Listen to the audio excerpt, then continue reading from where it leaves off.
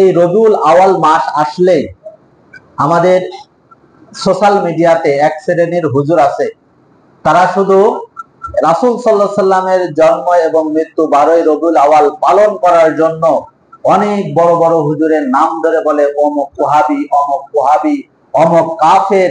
কিসের জন্য? তারা 12ই রবিউল আওয়ালকে অস্বীকার করেছে, রাসূলের জন্ম মৃত্যু এরকম মিলাদ শরীফকে অস্বীকার করেছে, জিলাপি খাওয়াকে বেদাত বলে, এরপরে জুলুস করাকে অস্বীকার করেছে। এটা একটা নেকির কাজ। সেদিনকে দেখলাম এরকম একজন বলছে এটা একটা নেকির কাজ, যে ব্যক্তি এই নেকির কাজের কথা অস্বীকার করবে ওই ব্যক্তি ওয়াহাবি, ওই ব্যক্তি কাফের, এরকম ফতোয়া দিচ্ছে। অথচ আজ থেকে 2 মাস আগেও এই হুজুর গুলাকে খুঁজে পাওয়া যায় নাই। দেশের কি একটা পরিস্থিতি চলছিল, এই পরিস্থিতির সময় এই হুজুর গুলো একটা স্ট্যাটাস দেবে, একটা ভালো কথা বলবে, কি একটা সমাধানমূলক কোনো একটা কথা বলবে, সেই কথাগুলো তারা বলে নাই। আবার তারাই 12ই রবিউল আওয়াল আসলে এরকম রাসূল সাল্লাল্লাহু আলাইহি সাল্লামের জন্ম মৃত্যু নিয়ে তারা এরকম বড় বড় কথা বলবে, অথচ তাদের এই সুন্নাত ছাড়া আর কোন সুন্নাত তাদের ভিতর খুঁজে পাওয়া যায় না। তারা বড় পাগড়ি পরে, ইলখাল্লা পরে ডাইরেক্ট এরকম নাম ধরে ধরে বলছে অমুক ওয়াহাবি, অমুক ওয়াহাবি, অমুক কাফের, অমুক কাফের ফতোয়া দিচ্ছে।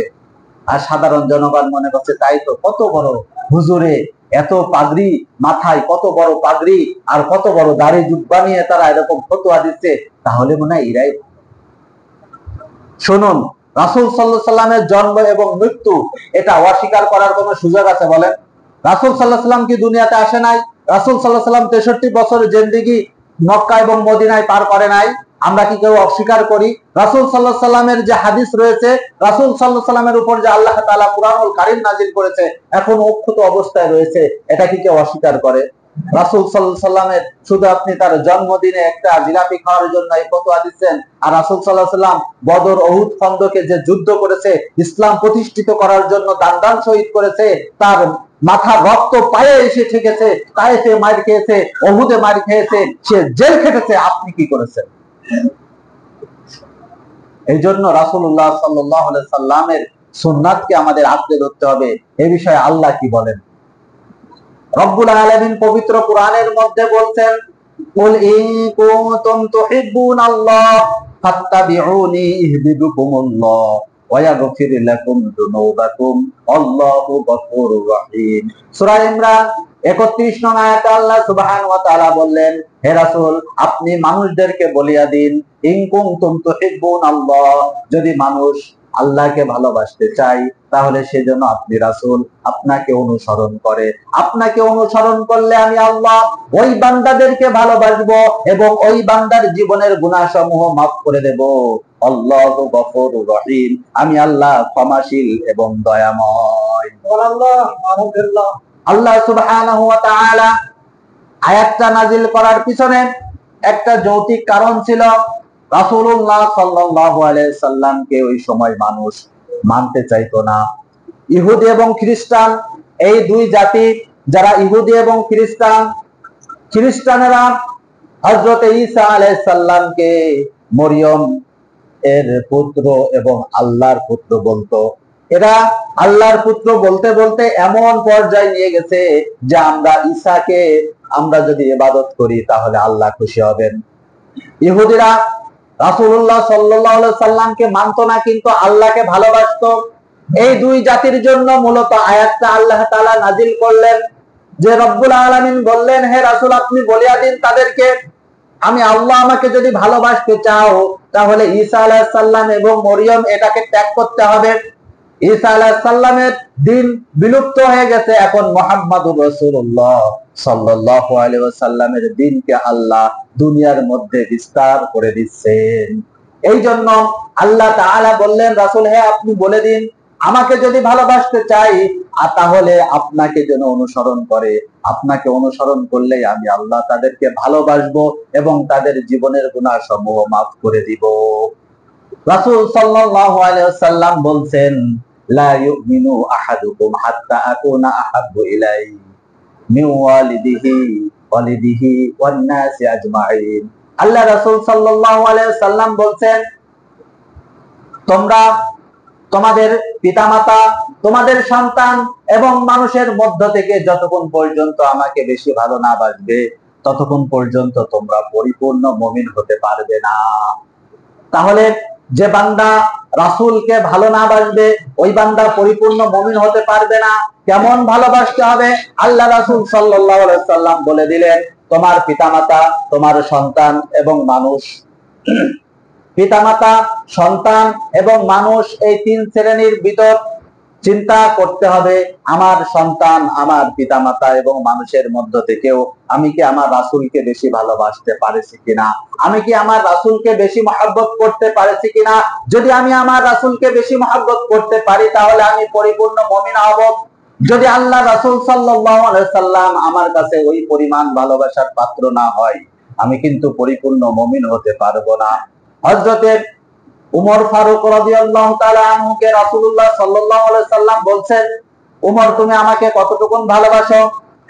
তুমি কি তোমার পিতামাতা, তুমি কি তোমার সন্তান থেকে আমাকে বেশি ভালোবাসো কিনা? উমর বলছেন, ইয়া রাসূলুল্লাহ, আমি আমার পিতামাতা সন্তান থেকে আপনাকে বেশি ভালোবাসি না। আল্লাহ রাসূল সাল্লাল্লাহু আলাইহি সাল্লাম চুপ থাকলেন। উমর একটু ভাবলেন, এই উমরকে কয়জন চিনত? এই উমর হলো একজন মক্কার সাধারণ ঘরে জন্মগ্রহণ করা একটা ছেলে। রাসূলকে যদি আমি ভালোই না বাসি তাহলে আমার জীবন সার্থক হবে না। পক্ষান্তরে বলছেন, ইয়া রাসূলুল্লাহ, ইয়া হাবিবাল্লাহ, আমার পিতামাতা, আমার আত্মীয় স্বজন, আমার বন্ধু বান্ধব যারা আছে তার থেকে আপনাকে আমি কলিজা দিয়ে ভালোবাসি। আল্লাহ রাসূল সাল্লাল্লাহু আলাইহি সাল্লাম বললেন, উমর তুমি এখন পরিপূর্ণ মুমিন হয়ে গেছো। সুবহানাল্লাহ।